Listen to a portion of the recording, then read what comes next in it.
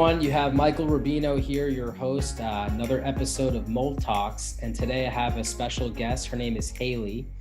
Haileigh, why don't you go ahead and introduce yourself? Let everyone know why you're here, and we're going to dive right in. So my name's Haileigh. I'm a registered nurse. I have 3 boys ranging from 7 to 1. I'm here because we got impacted by mold, living in a moldy house for 3 years, and it literally has destroyed our health. And along our process of kind of trying to heal and navigate what to do, it just has been more and more lonely because, family just, they don't understand, or sometimes they think, the symptoms are made up in your head and, oh, well, you seem fine, you seem healthy. And it's, it's like, no, actually, I'm really struggling every single day. And like, so are my kids. And that's like the hardest part, is watching my kids struggle with their health issues. No, I can imagine. I can relate. I have 2 kids myself, and it's obviously, of course, it's one thing for us to kind of shoulder the burden, Hmm. but once our kids are involved, the claws come out. And as you mentioned earlier, you said it's very lonely. And I just so people can understand that, right? Because there could be people listening to this that maybe have never been through mold and couldn't understand what that means. Can you explain like some of the challenges that you've encountered, trying to explain what you're going through to friends, family, etc.? Um, I think like when I first figured it out that it was mold, I told a family member and they were like, "Oh yeah, I kind of figured." And like that was it. That was all that was said. There was no digging into it. And then so once we tested myself, the next one that has been really impacted is my oldest, Aiden, who's 7. And so we tested him, and his mold levels were like, oh my God, they were like 600. Like they were Wow. through the roof. And I like broke down just because knowing how much he's impacted. And, you try to tell family about it, and they literally didn't really say anything and never asked questions. And they still don't ask questions about it. And so we moved, obviously, out of the house, and we had to get rid of everything. I mean, you have to get rid of your furniture that houses the mold spores. Anything soft, like blankets, pillows, mattresses, our clothes. We didn't get rid of our clothes. What we did, we ended up ozoning them. Okay. And but we got, the kids, like right now, like they're still sleeping on an air mattress right now because we just moved and we just can't get the mattresses right now. And I just don't think people really understand, like, even to that magnitude of, you have to get rid of your things. So you just this is fresh. You just went through this, like you just moved, right? Yeah. I mean, So, how many days ago? well, we moved in August, but it was kind of like our new build home wasn't going to be ready. So it was like a back and forth. So by the time we finally moved into our house, it was October. Okay. So and so let me mind you, this is that when we moved into our other house 3 years ago, we had just bought an all new furniture, all new mattresses, everything, and we spent thousands of dollars that we were still paying off, and then we had to get rid of it. Yeah, no, I you mean, know? yeah, it's exactly what happens, right? In this process. And you have to, and I have this conversation with people all the time, like how hard it is to go through that financially, to throw Mhm. things away. But it's like your health is so much more important, right? And so Mhm. you had to make those hard decisions. And I mean, you just bought all new stuff and having to throw that stuff out. That's not an easy decision to make. How No. did that cause any conflict with your family, in terms of like what their viewpoint was? I think they thought we were ridiculous or going overboard, just kind of being anal about it, I guess. but no one really said anything. It's just you get that feeling of like, Yeah. oh, you don't have to throw your things away. And it's like, no, if you bring it into the house, like you're bringing those mold spores in. Um, so yeah, it was hard. Um, and it's hard like now with we're living bare minimum, which is fine because honestly, like you said, your health is number one and more important. Um, but having my kids still on an air mattress, I mean, it's not fun as a parent to have your Yeah. kids sleep like that, and lose their comforters and blankets and all of that stuff. And I sure as heck would not have gotten rid of it just to be anal. Yeah, no, and it's a misunderstanding, right? First off, like a million spores can fit on the head of a pin. Think about Mhm. that for a second, right? And when Mhm. you look at that and you say a million spores can fit on the head of a pin, if you have a severe mold problem, you could have potentially millions of spores, contaminating your stuff. Oh yeah. That's you don't want to bring that much opportunity for mold to grow in your new place.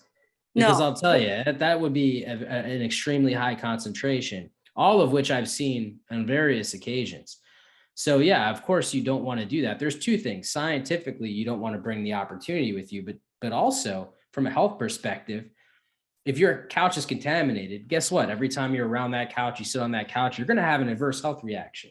So why Mhm. would you want to continue to perpetuate your symptoms by Yeah. bringing stuff with you? It's as if like you fixed the source, but you never cleaned up the contamination, so you're still exposed to Yes. what once was there. So I think that it's a lot of people don't understand that, and they have that misconception, and they think you're being overboard. Well, if that's what overboard looks like, I'm glad you went overboard Oh, because yeah. yeah, that's what's required to really move on from it. Well, even to see, so my mold triggered EBV to reactivate. Sure. So not only did I get the mold now I have the EBV, which all that triggered mast cell activation. So it's like, it's the trickle effect. Mhm. And so my husband was the last one to kind of start getting symptoms, which I've heard that men usually tolerate it better than women, of what I've read. Um, but he, so we moved into this house and he brought his old pillow. He's like, well, I'm just going to sleep with it for a few nights and then until we get a new one. And I was like, whatever, I'm not sleeping on mine. And he even told me, he was like, Haileigh, I'm more exhausted sleeping on that pillow. As soon as he got rid of it and stopped sleeping on it, like he wasn't as exhausted, like his symptoms changed. So it's even just like seeing something like that, it's like it's eye opening. Totally. And let's talk about the cost versus worth there. I don't know what a pillow costs these days. I haven't purchased one recently, but I would imagine somewhere between 20 and $40, right? Mhm. And I'm not saying that 20 to $40 is not a great deal of money because everybody's in different situations. What I will say is that I don't care how rich or poor I am. I could easily make that connection to I'm buying a new $20 pillow, even if it's if I make $4 an hour, right? I mean, just Yeah. because we're talking about our health, right? Yeah. And you can't sacrifice your health for a pillow, especially how it's not like the mattress. The mattress is more expensive. It's a harder pill to swallow, right? So I kind of want to bring that, that together, that like our health is worth so much more. Mhm. And we tend to try, and I think it's just human nature. We tend to try to rationalize what things cost, Yeah. and and we tend to want to sacrifice our health as the kind of the cost to that. And it's just the wrong thing to do. And I think we have to kind of reprogram the way we look at this, Uh-huh. especially considering like mold and bacteria are such a massive problem, for our Yes. health. Do you know that the World Health Organization says that 9 out of 10 people do not breathe clean air? I mean, that's alarming as a Oh statistic. yeah. I mean, yeah. I mean, I can tell you, so before we moved out of our old house, we got two air doctors because just to kind of help, I don't know, a little bit in my mind. And just the difference between having the air doctors in the house was crazy. Like it was not as dense. It was like fresh. It just felt smells fresh, you know? So it's just crazy like how dirty our air is. And when you look at like the dust and everything that falls around, I mean, you're breathing all that in. Yeah. You ever like sat near a window on the couch and just like kind of watch the ray of light peek past your Oh, and all the vision, and yeah, then you see like all the little particles yeah, floating in there? That's uh-huh, what you can see. There's yeah. a whole world of World particles that that you are so can small see. you can't Yeah, see. yeah, So it's always been remarkable for me to kind of look at that and be like, wow, we really are focused on a lot of the wrong things, right? Because I mean, yeah. you're a nurse practitioner, so you're in this world. You're right. So you've seen these situations occur where, people come in and they're not feeling well, and it's hard not to. I'm sure you're trained to like ask specific questions, but correct me if I'm wrong. Typically, it's more like, are you drinking enough water? What's your diet like? What's your vitamin intake? What like I feel like the last thing we ever ask is like, is it possible that the air that you're Mhm. breathing is contaminated? Well, yeah. So being as like a nurse, like, yeah, you have to like ask those questions. And it got to the point where I kept going to I thought it was my thyroid, like just because like my weight gain was going up and down, my joints were achy, I was exhausted. Like there's a difference between being tired and being brain fog exhausted. Like there's just a whole different, and I work night shift. I've worked night shift. So like I know what exhausted is. Like that's just so different. And everybody, all the doctors kept saying, "Oh, your levels look great. You're normal. Like it's fine. It's fine." Like, Yeah. it's because you're a mom and you don't, you have kids and you don't sleep. Like the amount of times I've heard that, it's just like it's sad.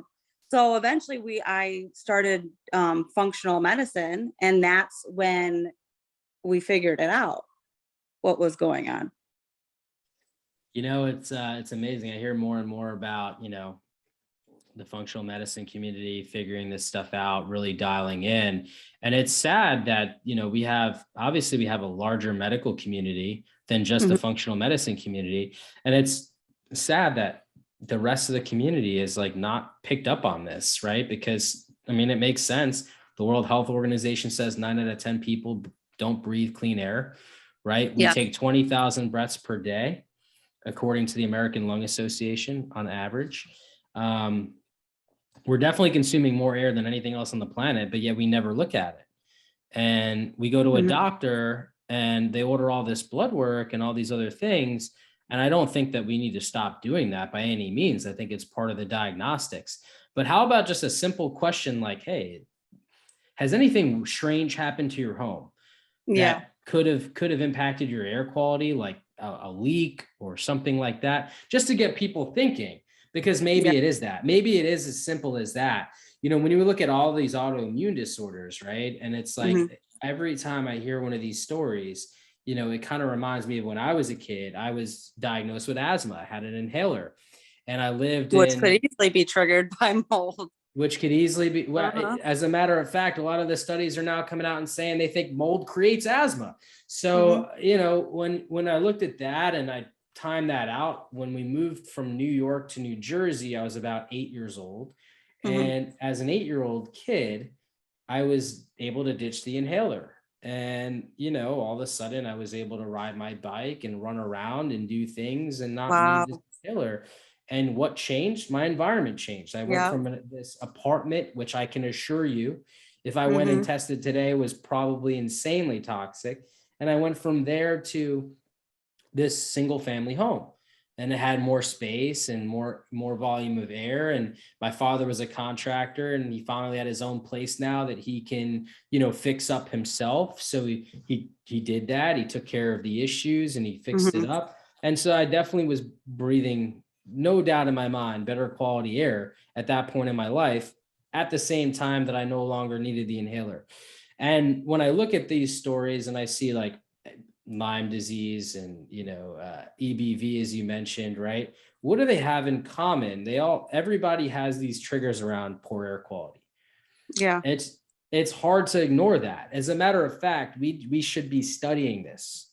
We should be studying the relationship between air quality and all of these different autoimmune diseases, and how does air quality impact.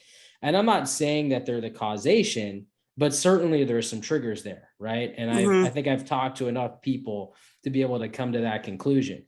Um, so here we are, right? We're in this evolving state now where we're trying to figure out how air quality plays into chronic illness and chronic disease.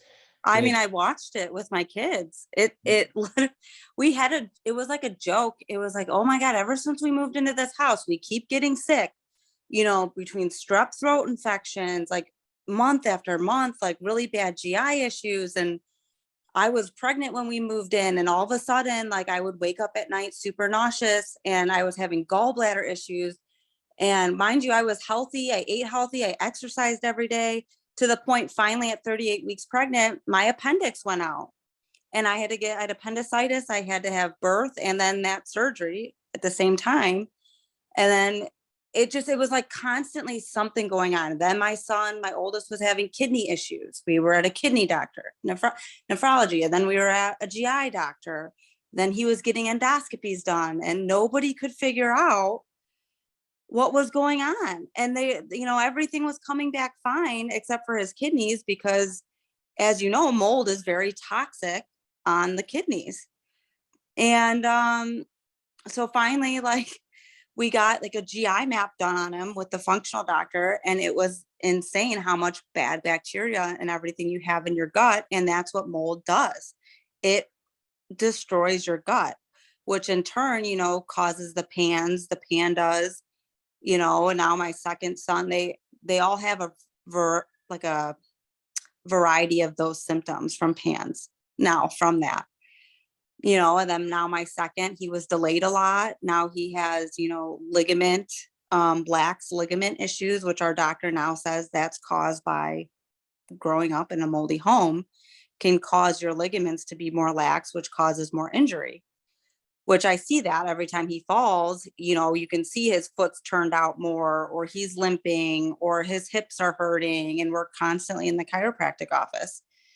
So it's just like all those, and then sleeping issues. Oh my gosh, like my kids never slept. They were always up screaming, and every doctor could never tell me what was going on. And finally, like after research and figuring it out, it was the mold. Mold causes severe sleep issues in children, where doctors sit there and tell you, let them cry it out. Oh, they just got to grow up, they all these things. And then we move out of that house, and two out of the three of them are sleeping a lot better. So and then my son, my oldest, was wetting, and he would wet through his pull-up, bedwetting, which is another symptom of mold in kids, is peeing out their pull-up. And then we move into this house, and he's peeing less at night in his pull-up. Just like all of these things, like you see things getting better, and you're like, wow, all of those symptoms caused by that house and wow, the well, air quality and everything that was there.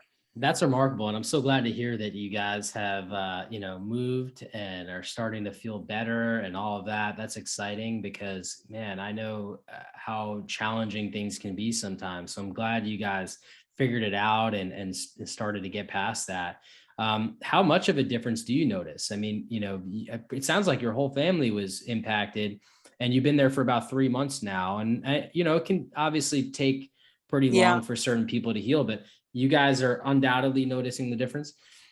My I'm starting to notice it in the kids with like little things, but then at the same time, we started detoxing it out with a doctor. So then Yeah. we're seeing some flare up symptoms, which they also have parasites, which parasites hold a lot of the mycotoxins as well. Mhm.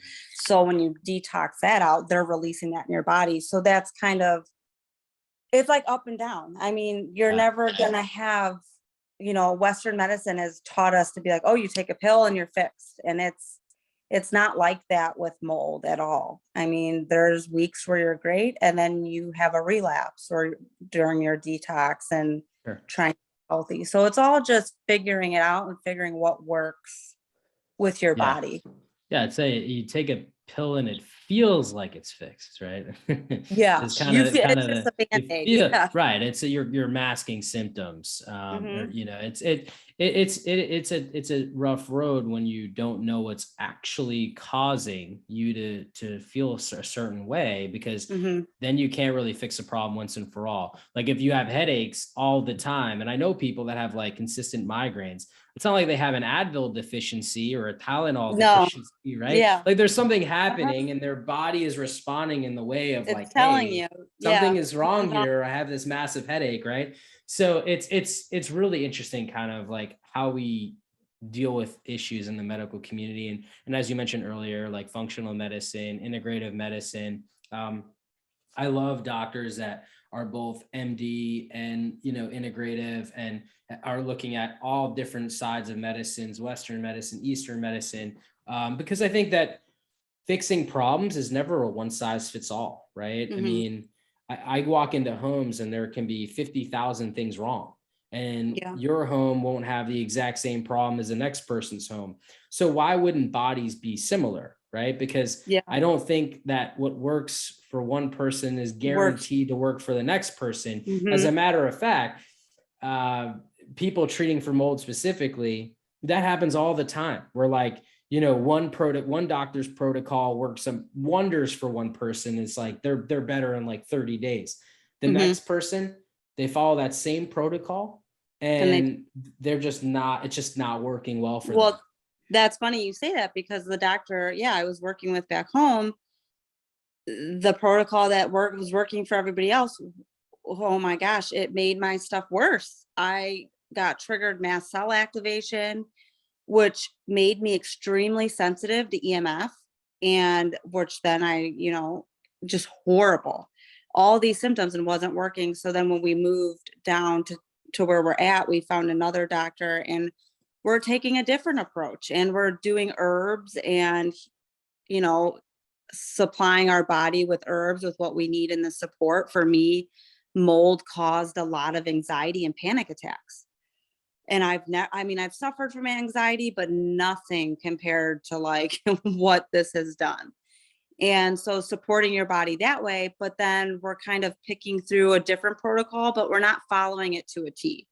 So we are doing, listening more to what my body needs, because also how I'm reacting to this protocol, my 3-year-old's not reacting the best with. So we're kind of tweaking it for him of like, okay, well, this isn't working for you. Let's back off this. Let's add this to it, and that's what I think is wrong too, where it's not even just Western medicine. I think some functional doctors too get stuck with a protocol when really you need to listen, which in nursing school we were taught this. You listen to your patient because your patient knows best. They know their bodies, and that's kind of um, what I feel like people need to realize too, is not one protocol is going to fix everyone.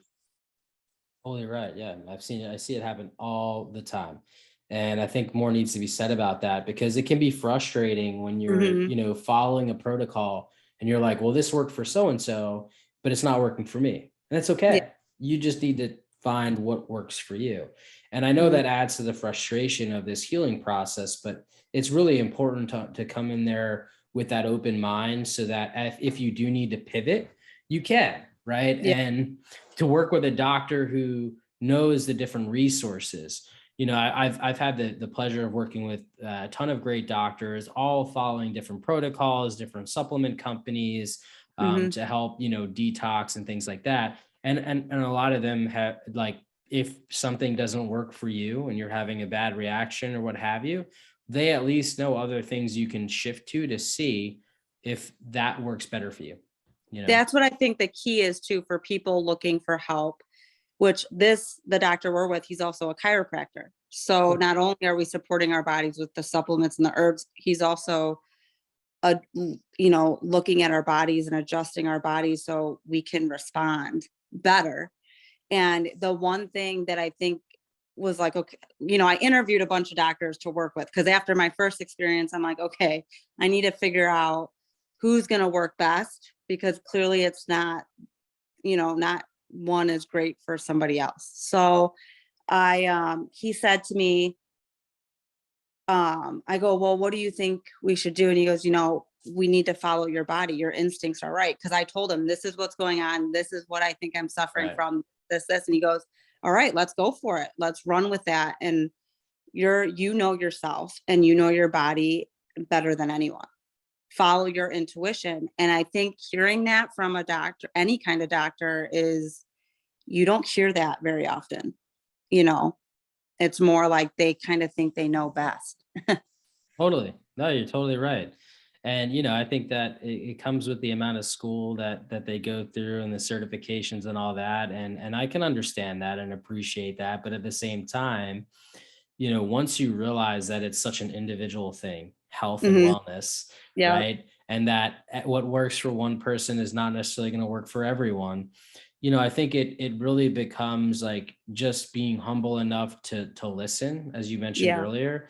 And I know that it can be difficult because it's like, well, I've studied all this stuff over X amount of years, plus been practicing for this. It's difficult to not, want to go down that path. But the reality of it is, like, your patient is going to tell you valuable information. Like, Yeah. hey, I had a weird reaction to this. What else can Hmm. we try? You know? And I've heard horror stories where doctors are like, well, you just got to give it some time. And Yeah. like the more time you give it, the worse it was feeling, the worse it was getting. So yeah, I think you have to really understand if someone's like, no, this is not working for Yeah. me. We really need to try something else. You have to be willing to listen. Oh, 100%. And that's like, I mean, and he doesn't, and I don't think they necessarily have to have the certifications, because I know, like, as a nurse, I don't care what you have behind your name, not like number, letters. I care about the experience, because that's what's going to shape you. Sure. So, I mean, he has experience and he's self taught and just whatever. And I think you just have to follow your gut. Like, I feel like you'll get the instinct Totally. of, this is the right one, you know? And even now, going through our process, like, I had another meeting with him last week, and I kind of was like, okay, this is what's going on with the middle child, and this is what's going on. And then he was like, well, have you looked into pans and pandas? And I was like, no, but I'm pretty sure that's probably what we're dealing with them, and like the emotional liability and all that stuff with them. So it's a constant learning curve. And Yeah. just, you also have to, I feel like, let go of the diagnosis and just heal, but just not enjoy the ride, but just go with it. I mean, it's not going to be perfect, and it's certainly hasn't been for us, but I mean, we're getting there.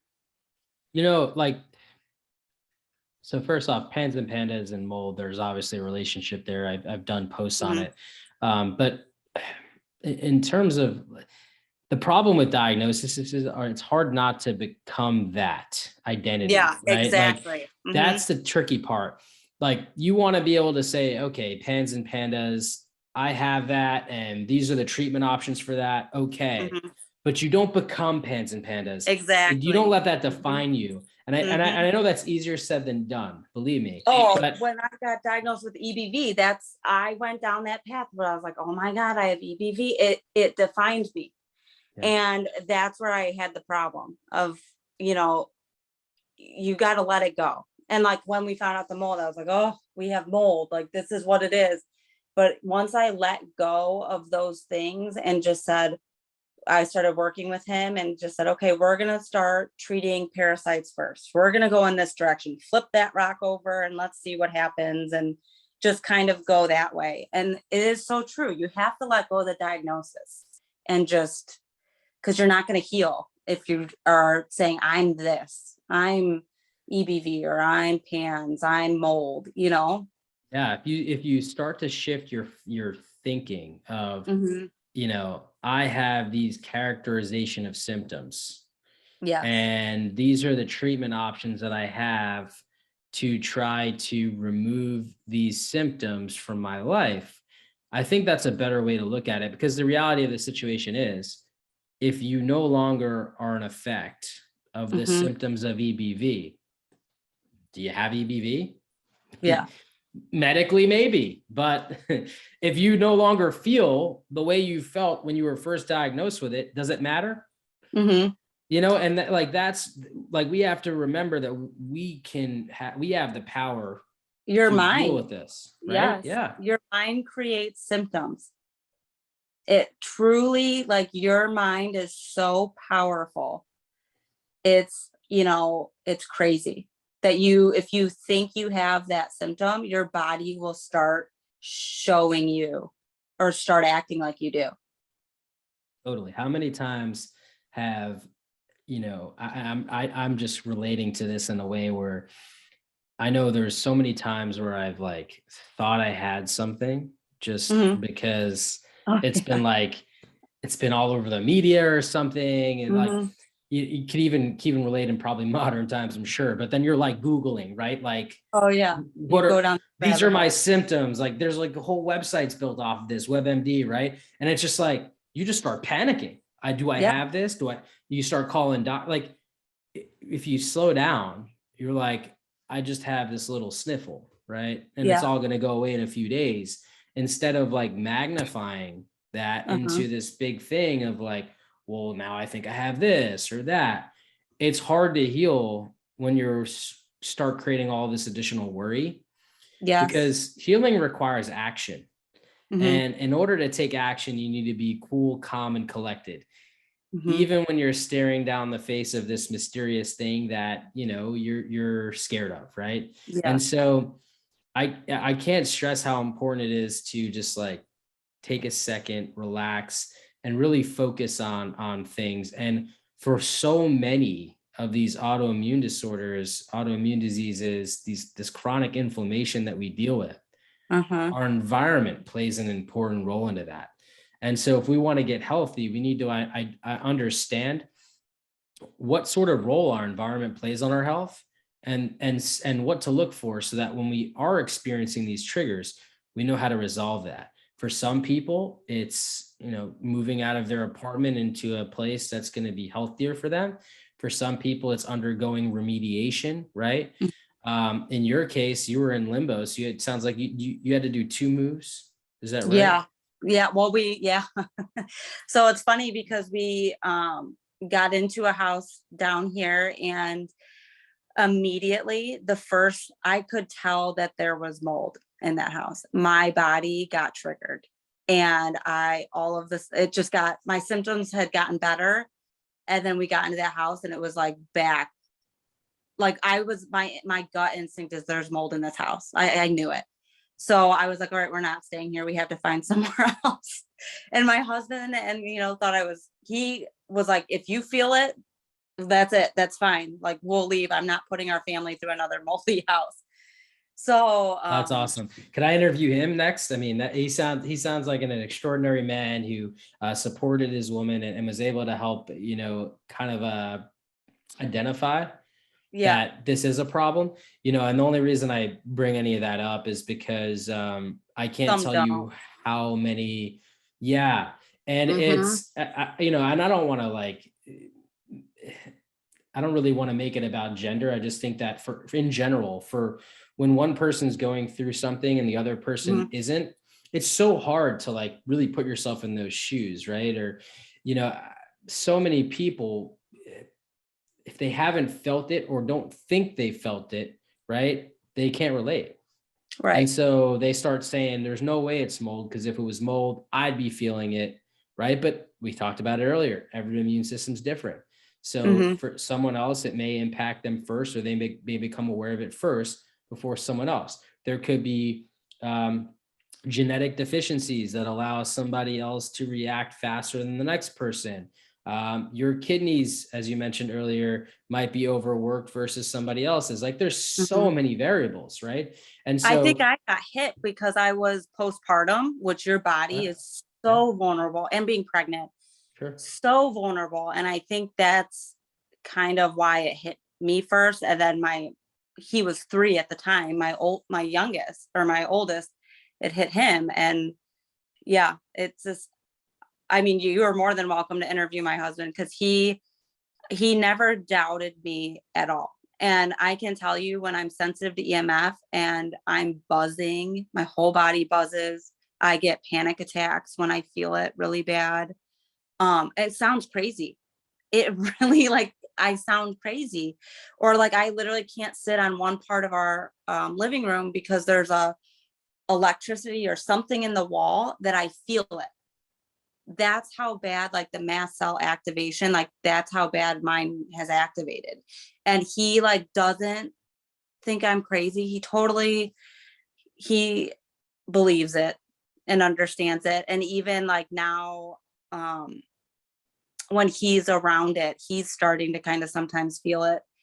Just because, like I said, I had EBV before we moved out. We found out he started getting triggered with EBV. So I think slowly his body was starting to show signs.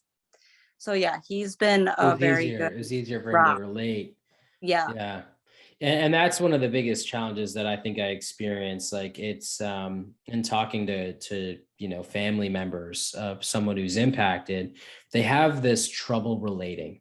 Hmm. And I can understand that. Like you don't know what you don't know. So it's hard to grasp the Hmm. severity of what someone's going through if you've never gone through it yourself. Yeah. But would love to just I would love to get his side of things in terms of like what knowing what we know about that relatability.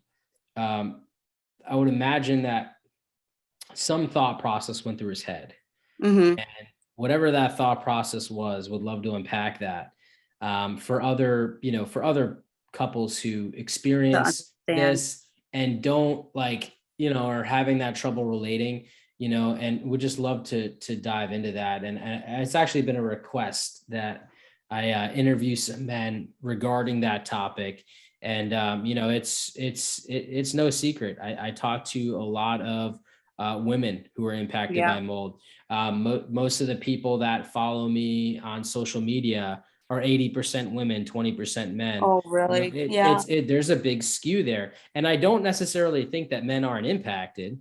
Like I said, I just think that there's I think Intuitive. there's intuitiveness. Hmm. Yeah, that's missing.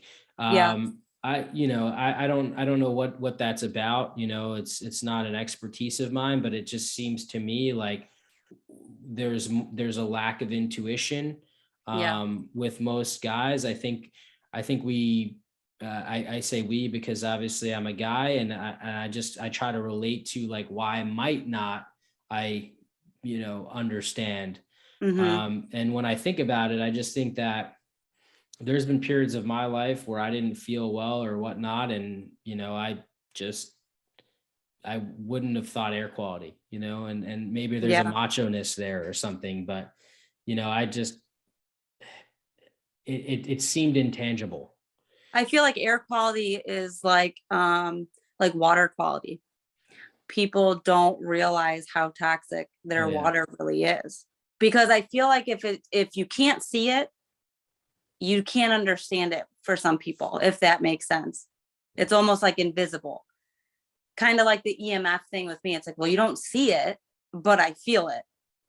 And I can tell you when there's a lot of towers around, because when we get into a city, like I can't handle it because there's so much. So I think that's like the biggest part too, because people think, oh, it's mold, so it's just in your windowsills, but it's like, no, like that's in your air. It's in everything, but you can't see it. Yeah, no, totally. I mean, it's really hard. Like the frat boy in me goes like from eating Tide Pods to, Yeah. worrying about air quality. Like it's obviously worlds apart from one another. And, when I look at all this stuff, it's remarkable because now it all makes sense when you actually think about it. We take Yeah. 20,000 breaths per day. We're consuming more air than water, and water's vividly very important, right? Yeah. Because it's basically Earth's life source, including our own. Um, but yeah, I mean, I would, as growing up, I would always think it's the food. Maybe I Hmm. had too much sugar, maybe I'm not getting enough iron or something like Yeah. that, You right? Like attribute. Yeah. these are the things you go to first. And air quality wasn't on my radar until I really started seeing people getting sick myself with my own eyes. Yeah. And at that point, I was just like, holy crap, I don't think as many people know about this as a problem as it really is. And, we're hurricanes happen all the time. These things come in. It's just water damage is a big, big, Mhm. big issue that happens in our homes. Like the second that they're done being built, they start to decay. Water Yeah. makes its way in, and we're just not educated on how to maintain homes properly. We're Mhm. not. I mean, like, imagine if we No. bought a home and it was like, hey, new homeowner, these are all the things you need to pay attention to and care for. And by the Yeah. way, Or if before you, you buy a home. right, or before you Like buy a home, no. or by the way, you have Yeah. 24 hours to clean up a leak once it occurs, or you could have mold growth. By the way, if you do have mold growth, it could make your entire family sick. So, Well, yeah, and that's my friend just bought a house, and then she messaged me a few weeks ago. She's like, "Oh, we have mold in the basement," and she had just bought in this house, and I'm just like, "Oh my god!" Like that's like you're right. Like people need to be more proactive about it too. totally. And that I mean, we're still learning, so I'm still trying to figure out okay, what cleaning things that are not toxic that I can do to also, minimize the mold or not have it happen. I mean, eventually there's going to be mold no matter what. It's Sure. just how much, It's you about know. Yeah. reducing the toxicity that we experience. Like, yes, you're not going to build a bubble around your house. Luckily, you don't No. have to, but you do want to be conscious of what's growing inside the home. And, Mhm. mold spores that come in from outside, that's not the problem. It's when they come in from outside and they start to grow and colonize and produce more and more mold. Yeah. Um, Starts to feel threatened by our modern technology like Wi-Fi and Mhm. microwaves and radioactivity and EMFs, as you mentioned earlier, that makes mold feel threatened and start to produce mycotoxins. It's the combination of things. I mean, I think it was a statistic that was pretty alarming to me that the other day was like we consume 13 credit cards worth of plastic Oh every gosh. single month. Because Yeah. like our shampoo comes in plastic bottles that sits in hot warehouses where the plastic leaches into the Yeah. product. Our water bottles that are I mean, just everything, Mhm. right? I So you don't. have Yeah. that. We went down that rabbit hole. We Yeah, changed everything. I mean, we changed our whole life, like non-toxic, what we eat, how we store food, totally. everything, And you'll be you better off for it, oh guaranteed. yeah. And I see the difference. I mean, I see the difference in my kids too, health wise. And Good. but it's funny that you bring up air quality too, because so my symptoms, I don't think I brought that up, that started when I was a nurse and we had to wear masks all the time.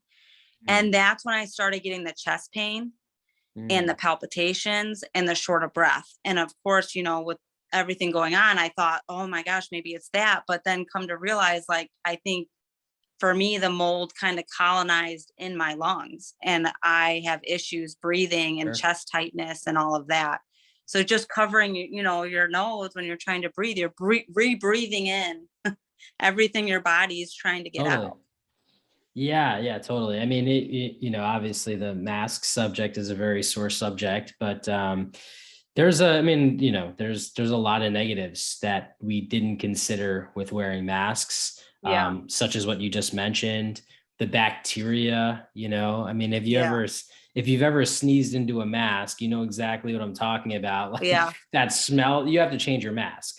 Yeah. Like And that's just gross. you just like sitting there Yeah. breathing in your own bacteria, and there's again, if I think the real problem was we talked about wearing masks but never confronted mask hygiene, right? And Yes. like Uh-huh. how often we should change our mask and things like that, and Yeah. what are the repercussions. It's just like it's just a very American way. We just say do something without explaining how or why to do it, and then you know Yeah. I mean, I think it is what it is, but I'm not thankful for the mask, but at the same time, like that triggered some symptoms that really opened my eyes and then really caused me to dig a lot deeper into our health stuff, So yeah. it's, that's the beauty of it. Some things are, not the best, but then it causes you to pivot, Yeah, no, and and figure things out. I'm so grateful that for your transformation, however, in which way it started.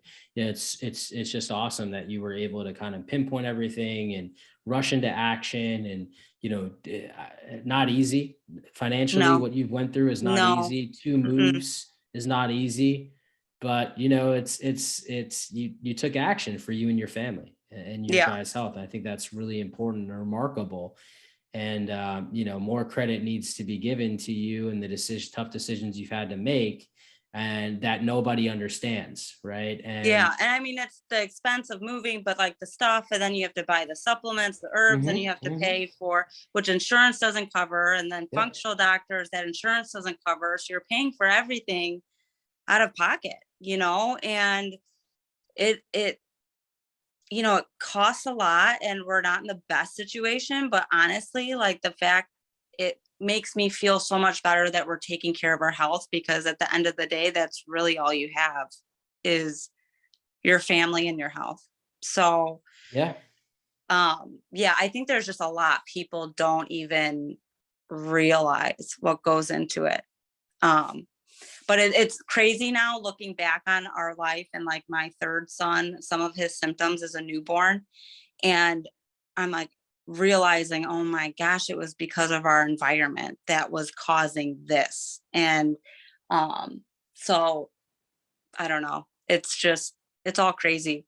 Oh, look, I went into debt twice, two times. One on my first house, one on my second house. Went into debt twice. I mean, borrowed money from family, took out loans, the whole nine, Yeah. right? Because I found issues that I wasn't expecting to find Yeah. that I had to take care of Uh-huh. before my family and I moved in. So I can relate. I understand totally, and Yeah. it's not easy, but guess what happened? We paid them off. Yeah.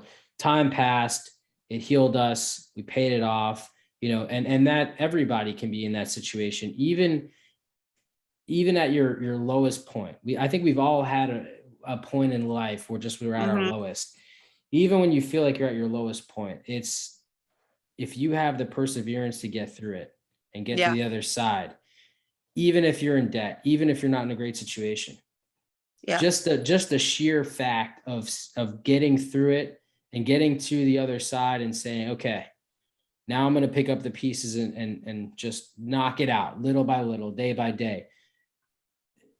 You're forever stronger for that, Yeah. and I'm not saying it's easy, and I know that some people have an unfair advantage. It's going to be easier for some than others, but it's the only way, right? And Mhm.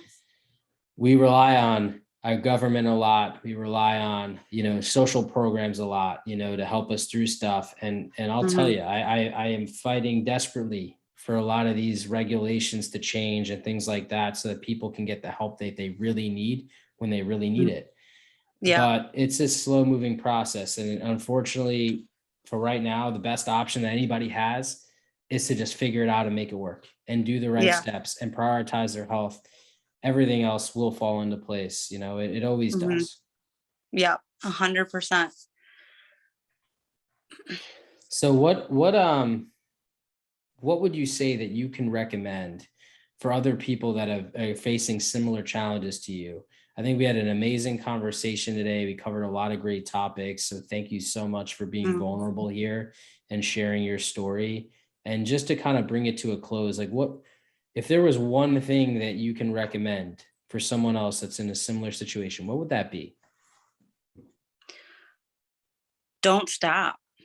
If you're not getting the answers that you need from a doctor, if they're not listening to you and things are still happening and things aren't making sense, listen to your gut and get uncomfortable. Be comfortable with getting uncomfortable and finding, like for me, going from outside of Western medicine to functional. And that was outside my comfort zone. But now I'm like totally in love with it. But that's what helped us figure out really what's been going on for 3 years with our health. And you just can't stop, because I can't stress that enough. You have to be your own advocate. And just like I interviewed a ton of doctors, like if you don't vibe with one, if you're not getting what you need from one, then you need to look elsewhere.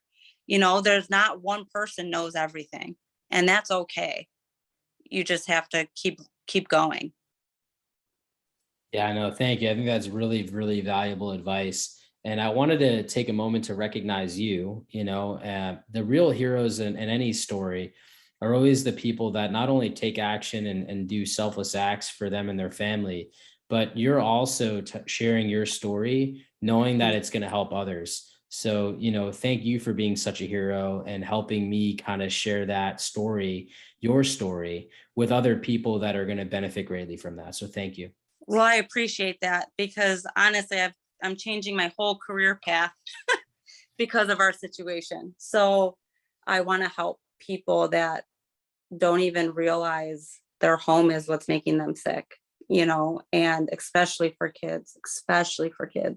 Because if it's not taken care of, it's going to cause so much autoimmune and just other issues. Totally. But I appreciate you letting me tell my story and I hope that it does help someone. And if you do want to talk to my husband, I'm sure he'd be more than happy to have Yes, a I do. So I have no doubt that you will do amazing things and continue to help others because you're here today doing just that. And I absolutely would love to talk to your husband. Why don't you send me an Instagram message so you can help facilitate that if he's willing, of course. Yeah. Because I think it's important to capture the other side of the story, right? Like, what Mhm. was it like to have, someone in your family go through what they went through and help pinpoint this? And what was the thought process behind that, right? Like, there had to have been Yeah. challenges. And how can we really understand that and help other people in similar situations, Yeah. right? And I think that's what this is all about. And the whole point of Mold Talks and why I've created this in the first place is really to do that, to Yeah. connect people's stories together, because I know that when I look back and listen to episodes, like, there's always at least one thing that I can relate to that's Hmm. impacted me in some way that I can take from the story. So I'm learning new things every day through talking to people like you Yeah. and learning from you and what you went through. And I'm taking that and I'm able to help other people as a result. Yeah. I would love to hear his side too.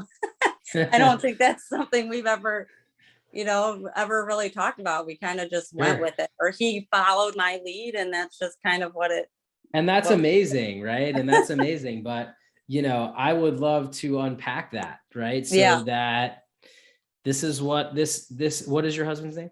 His name's Trevor. So if we can understand what went through Trevor's mind, Yeah. we might be better off from that. We could probably Yeah. learn a thing or We, two from we might Trevor. both be better off. Well, I will Well, say if anybody is in the Tennessee area, the Wild Roots, his name is Dr. Dale Brown. He's pretty awesome. So they should give him a look if they have any health perfect. issues and or need chiropractic, because he's really been helping us a lot since we've moved here. That's awesome. Well, I really thank you, Haileigh, for sharing your story with me today. This has been an amazing conversation. I hope anyone who's listening has learned just as much as I have right here on this call with you. And yes, please let me know if Trevor is interested in kind of diving into the other Yeah. side of what was going on and from his mind. And I think we can learn a lot from Trevor here on that Yeah, conversation. for sure. I will shoot you an email. Perfect. Well, thank you very much, and looking forward to talking again soon.